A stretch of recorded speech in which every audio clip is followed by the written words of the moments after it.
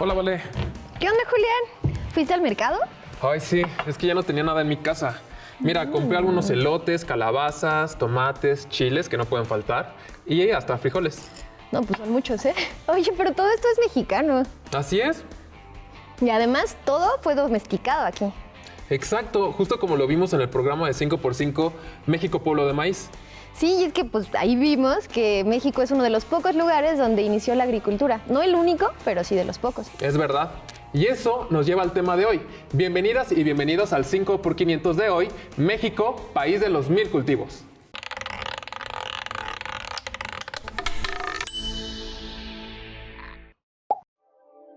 Mesoamérica, sitio de origen de la agricultura. Y es que a través de muchas investigaciones arqueológicas que se han hecho en todo el mundo, lograron identificar los posibles sitios donde se originó la agricultura. ¿Tú sabes cuáles son, Eureka? Claro que sí, Valeria. Desde hace 12 a 10.000 años ya se cultivaban plantas en varias regiones del mundo. El llamado creciente fértil, sitio donde ahora se encuentra Irán, Irak, Siria, Palestina, Israel, Egipto, Líbano y Turquía. Los otros están en el sureste asiático, África ecuatorial, la región del Mediterráneo, la zona andina y Mesoamérica, o sea, México y Centroamérica. Gracias, Eureka.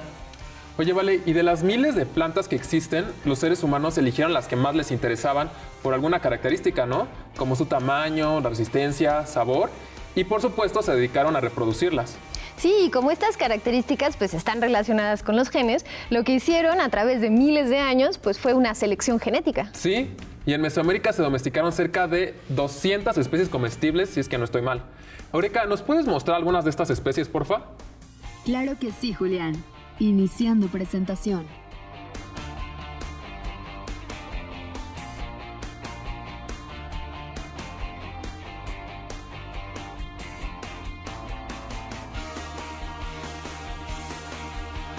¡Ay, qué rico! Sí. Y es probable que en cada región de Mesoamérica estas especies se hayan desarrollado de manera independiente.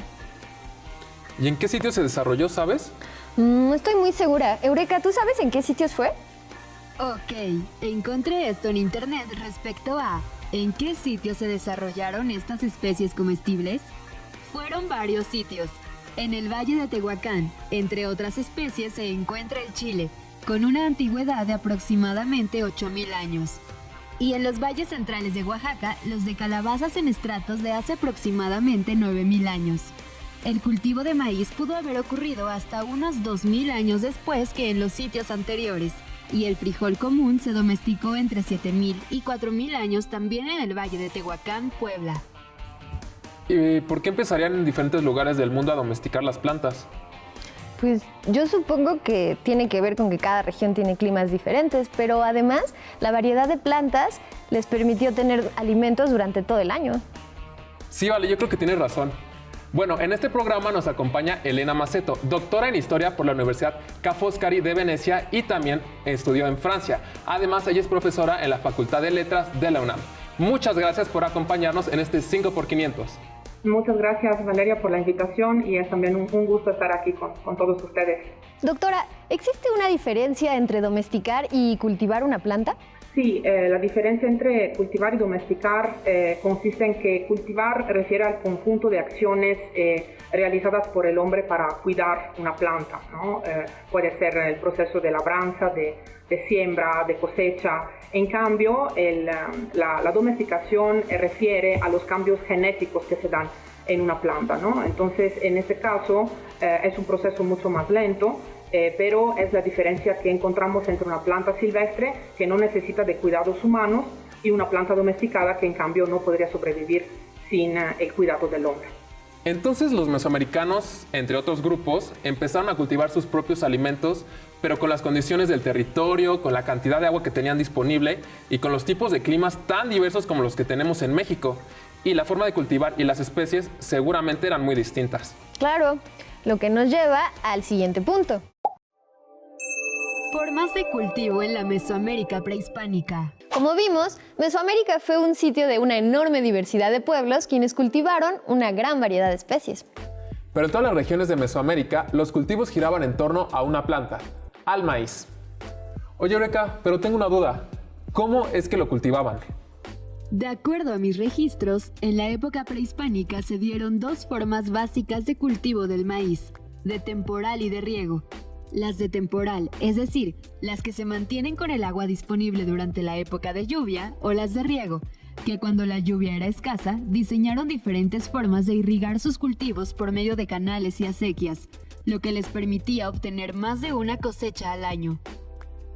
Y además el tamaño de las parcelas variaba y sabemos que lo que ahí se sembraba no solo era para alimentar a cada familia y para intercambiar en los mercados, sino que también había una porción que destinaban para pagar tributo.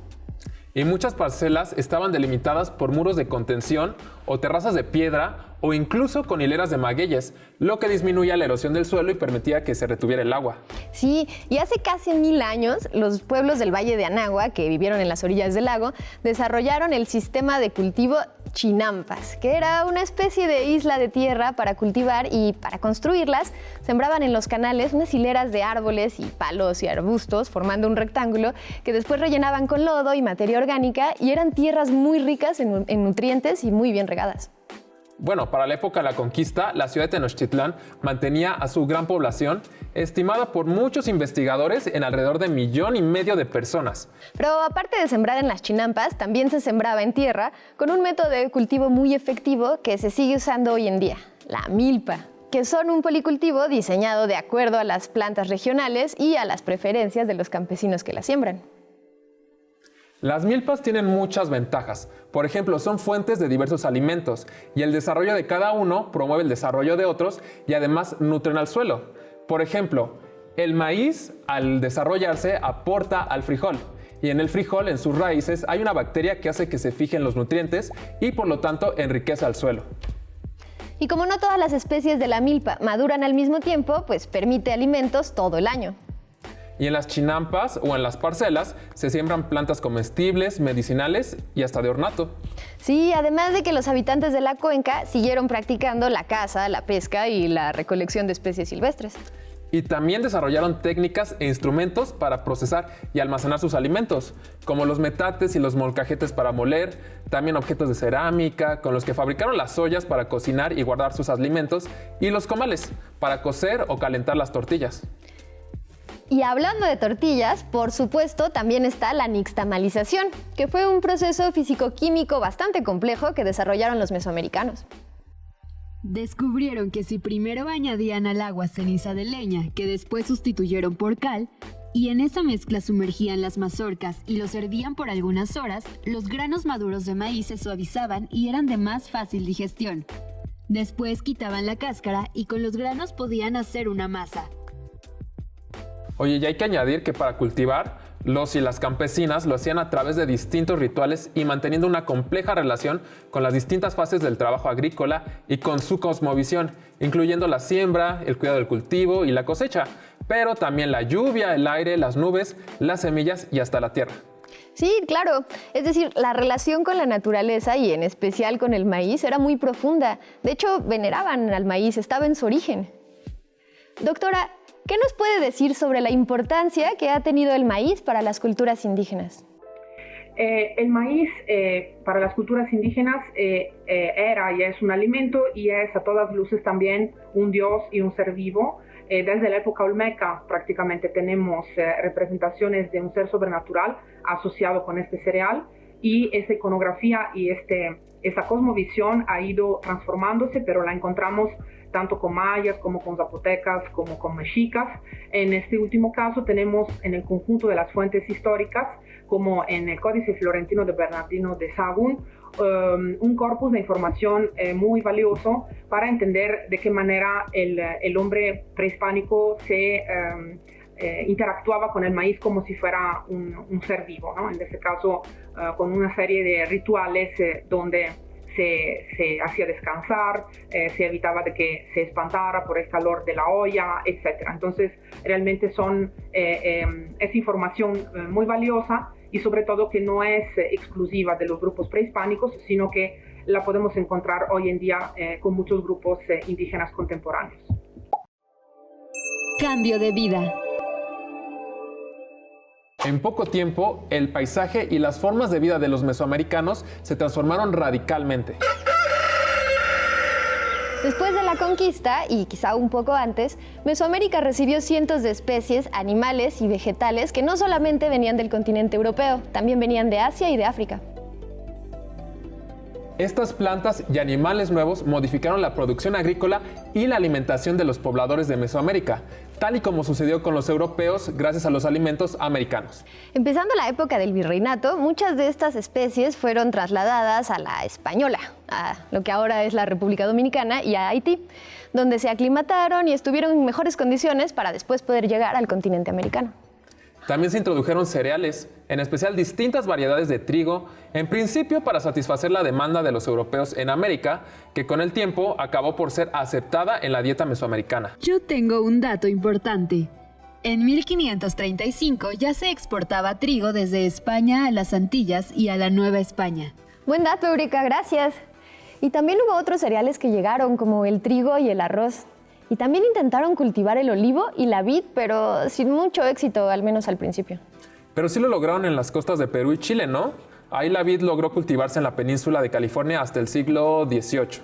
Y en las huertas de los conventos se empezaron a cultivar cítricos como la naranja, el limón, la lima, la toronja y otros árboles frutales como el membrillo, el durazno, la granada, el higo, la pera, la manzana, el chabacano, los dátiles y hasta la castaña. No, pues muchísimos, ¿eh? Bueno, y desde luego las hortalizas, plantas como estas. Pero las nuevas plantas no solo se sembraron en los huertos de los conventos y en pequeñas parcelas. Fíjate, aunque en un inicio los intereses principalmente económicos de los españoles estaban en la minería, con el tiempo la agricultura y la ganadería fueron funcionando muy bien. Y en poco tiempo se dieron cuenta que estas actividades también eran una fuente de riqueza y la ganadería y la agricultura se convirtieron en una importante actividad económica. Sí, de hecho la corona entregó a los conquistadores y a la iglesia enormes extensiones de tierra donde se establecieron haciendas o estancias. Doctora, ¿con qué fundamentos legales los ibéricos hicieron la repartición de las tierras conquistadas de la Nueva España? Los fundamentos legales de la repartición de la tierra en la Nueva España tienen que ver con el hecho de que a partir de la conquista los dueños de la tierra son los soberanos, ¿no? de España. En ese sentido, cuando un individuo podía poseer tierra, era porque esto se realizaba a través de una donación que realizaban los soberanos, ¿no? En ese sentido, los españoles, por ejemplo, que participaron en el proceso de conquista, pudieron ver reconocidos sus hazañas a través de unas concesiones reales, ¿no? Que se le dice gracias reales o reconocimientos, ¿no? Pero por supuesto que todo ese territorio, aunque había sido donado, seguía perteneciéndole a los soberanos de España. Y antes de pasar a nuestro punto número 4, es momento de ir a un corte. Pero ya regresamos. Y estamos de regreso en este 5x500, México, país de los 1000 cultivos, listos para pasar al siguiente punto. El impacto de un solo cultivo. En la Nueva España se establecieron fundamentalmente 5 tipos de haciendas: de caña de azúcar, de cereales, ganaderas, de agaves y, de menor importancia, frutos tropicales. Las haciendas de caña de azúcar se establecieron en las regiones del centro y del sur porque necesitaban de un clima cálido y de mucha agua, mientras que en zonas con suelos más fértiles se establecieron las haciendas de cereales en las que cultivaban trigo, maíz, cebada, centeno y avena. Por otra parte, las haciendas agaveras estaban en tierras más áridas donde crecen bien los magueyes para producir pulque y enequén. Y las haciendas ganaderas se edificaron en donde había pastizales, en especial en el centro norte de Mesoamérica, donde se comercializaba la carne, pero también el cebo para fabricar jabón, velas y las pieles, que se convirtieron en una de las principales exportaciones a Europa. Me imagino que necesitaban mucha agua. Eureka, ¿tú sabes cómo se abastecían de agua? Las fuentes de agua muchas veces no estaban cerca de los cultivos. Fueron necesarios sistemas hidráulicos como presas, acueductos y acequias. Se usaron las que existían y se construyeron nuevas. Y también se construyeron vías de comunicación para facilitar el transporte tanto de personas como de cultivos, ganado y minerales.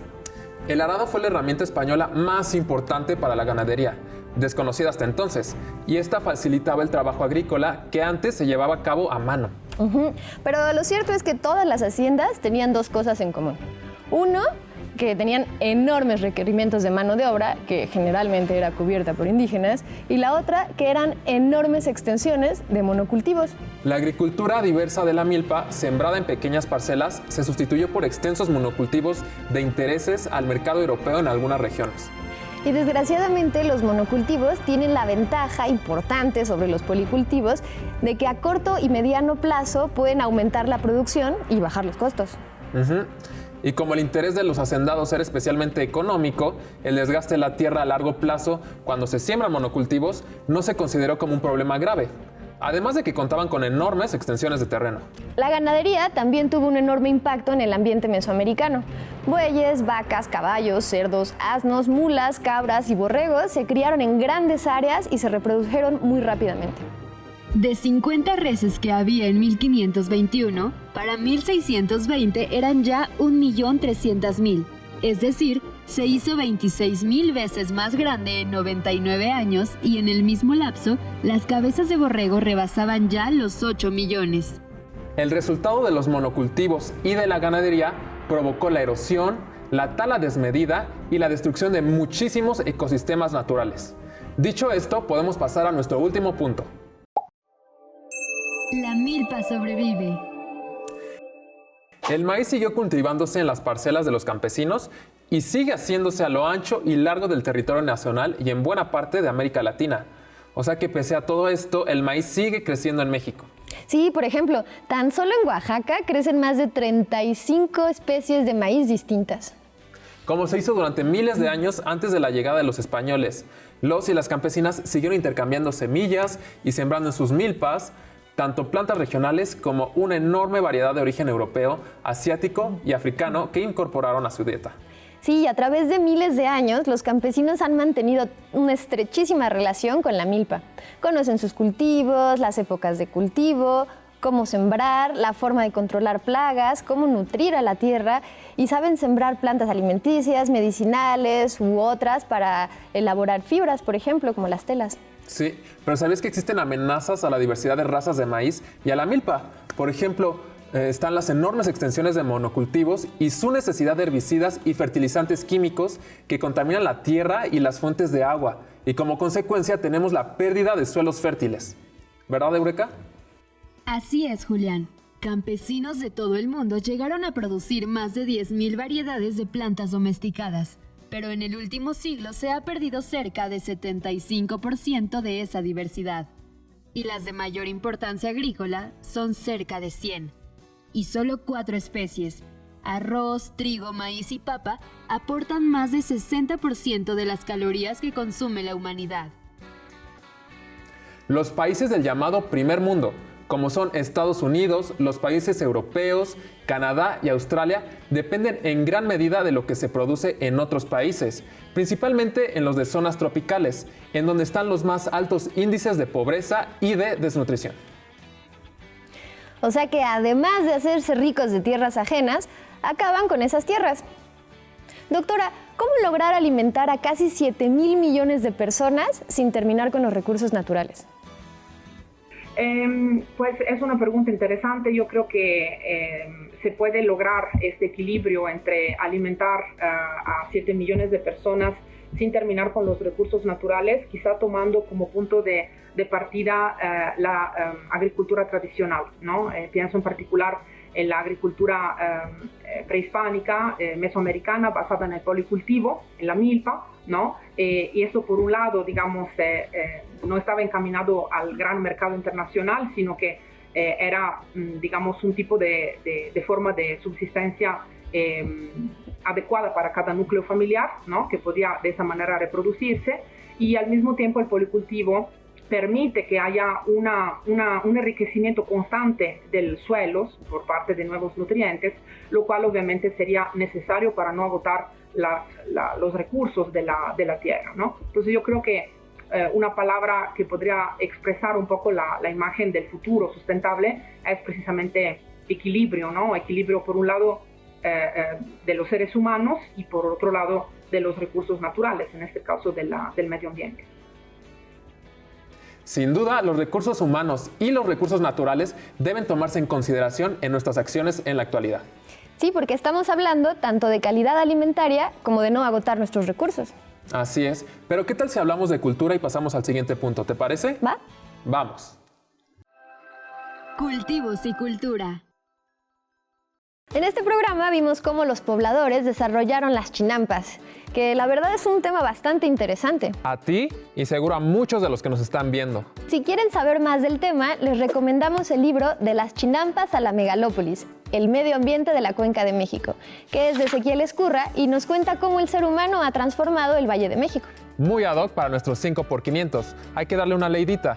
Y para complementar un poco este tema, yo les recomiendo que visiten Xochimilco y naveguen sus canales, y así podamos conocer más de cerca a las chinampas. El lago y sus chinampas fueron declarados por la UNESCO como Patrimonio de la Humanidad en 1987. Y además es muy rico comer en Xochimilco. Y si de comer se trata, yo les recomiendo el libro Cultura Gastronómica en la Mesoamérica Prehispánica, de Alberto Peralta de Legarreta. Aquí el autor nos explica algo que según yo deberíamos saber, pero que nunca tomamos en cuenta. Y es que los seres humanos usamos la comida no solo para alimentarnos, sino como un acto social. Y además el comer es una expresión característica de nuestra cultura. ¿Y qué más cultura queremos que la riqueza gastronómica que existe en el país? El libro incluye un inventario de insumos, ingredientes, técnicas de cocción y conservación, y utensilios aportados por la tradición mesoamericana de las cocinas del México actual. Oye, y para acompañar la comida, ¿qué te parece ver un poco de cine? Me late, vale.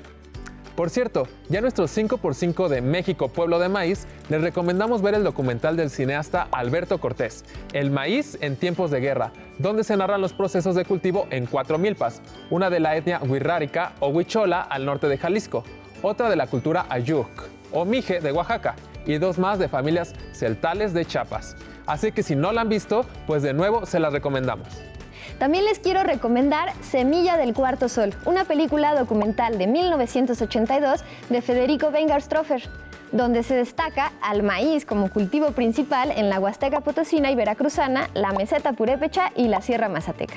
De acuerdo a lo que encontré, esta película, Semilla del Cuarto Sol, formó parte del ciclo de cine Voces del Maíz, que llevó a cabo el Instituto Nacional de Pueblos Indígenas en el año 2019. Algunos de los títulos pueden verse por YouTube. Muchísimas gracias, Eureka. Hay que buscarlos. Pero si no pueden encontrar algún título de estos que nos recomendó Eureka, entren a la página de Filming Latino y escriban en el buscador Sunu, documental dirigido por Teresa Camus Guerrero, que aborda las amenazas que enfrenta el maíz junto con la destrucción de la vida rural en México. Ay, yo ya estoy buscando el documental. Pero antes de que empieces a verlo, Vale, lamentablemente tengo que decirte que este 5x500 está terminando. Pero no podemos irnos sin conocer antes a nuestro invitado un poco más. ¿Tienes un sonido preferido? El sonido de la lluvia, me gusta mucho. ¿Quién es tu escritor favorito? Marcel Proust. ¿Qué sitio visitarías si no tuvieras ninguna restricción ni de tiempo ni de distancia? Como sitio me encantaría visitar Machu Picchu, no conozco Perú. ¿A qué personaje histórico te gustaría conocer? Sin duda el personaje histórico que me gustaría mucho conocer es Cuauhtémoc. Fue quien me inspiró para empezar a estudiar México prehispánico. Si pudieras cambiar algo del mundo actual, ¿qué sería? Sin duda, pues quizás sea muy común lo que digo, pero si algo lo pudiera cambiar sería la posibilidad de que todos tuvieran acceso a los mismos derechos en todo el mundo. Le agradecemos mucho a la doctora Maceto por habernos acompañado en este 5x500. Igualmente yo les soy muy agradecida por la invitación y pues estaré al pendiente y pues les deseo que estén muy bien. En este programa vimos el impacto que tuvo la llegada de los españoles para la agricultura de lo que hoy es México. Y nos toca a cada uno de nosotros reflexionar en el marco de estos 500 años qué estamos haciendo para preservar esta deliciosa biodiversidad. Y dicho esto, el programa de hoy ha llegado a su fin. Pero si quieren ver la cosecha completa, es decir, la versión extendida de este programa, pueden hacerlo por el canal de YouTube de TV UNAM. Y por supuesto, no olviden seguirnos en todas nuestras redes sociales. Oye, ¿y qué me vas a preparar con todo esto que compraste? Ay, pues es una sorpresa. Estoy seguro que te va a encantar. No es por nada, pero cocino delicioso. ¿Ah, Mira, sí? vente, vamos a cocinar. A ver, los frijoles. Hasta la próxima.